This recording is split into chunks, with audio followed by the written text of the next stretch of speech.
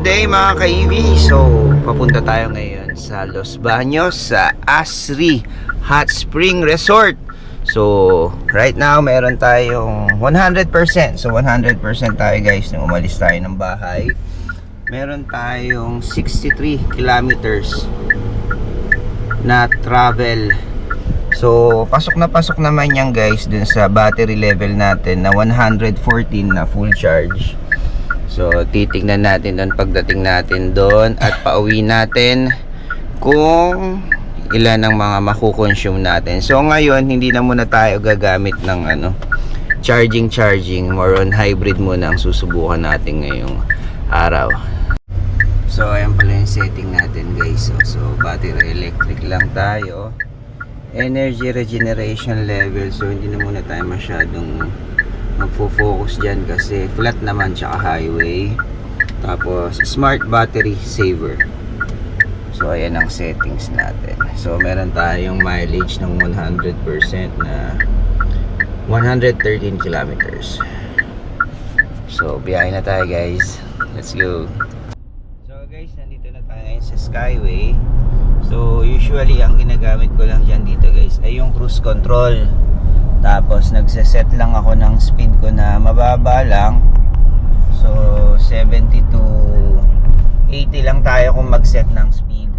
Tapos siya na bahala dyan mag-maintain kung anong speed ng kotse na nasa harap mo. So i-maintain niya na lang rin yan tulad dyan. So 59 yung speed niyan sa nasa harap ko. So may maintain lang rin ng kotse yung speed na yan. So later on pag luluwag na, so mag-maintain naman na siya ng sinad kong speed na 80. So ayan. So usually hindi na tayo masyadong napapagod pag naka-cruise control tayo kasi siya na bahalang magitna sa iyo sa kalsada itong Monobela.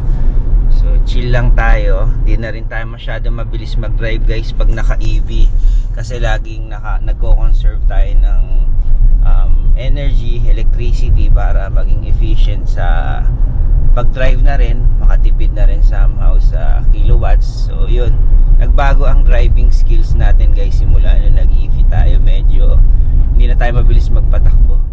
Okay? So drive muna tayo guys. So guys, 9 kilometers na lang tayo at ang natira sa ating battery ay 69 kilometers. So medyo puro baterya lang ang ginamit natin guys. Nakapakatipid. So guys, at nandito na kami sa aming destination at merong natira sa aming 57% na merong 66%. So for sure makakauwi pa kami. Kung hindi naman ay gagamit na lang kami ng konting hybrid at sa bahay na lang kami mag-charge. See ya! Alam nyo ba guys na wala kaming nagastos sa buong trip naming na to dahil sa mga free charging ng mga malls. Kasama rin dito guys yung mga apps na may mga free vouchers para makakuha ng mga tips kung saan maganda ang mga free chargings at free vouchers. Follow me on my vlogs. See you!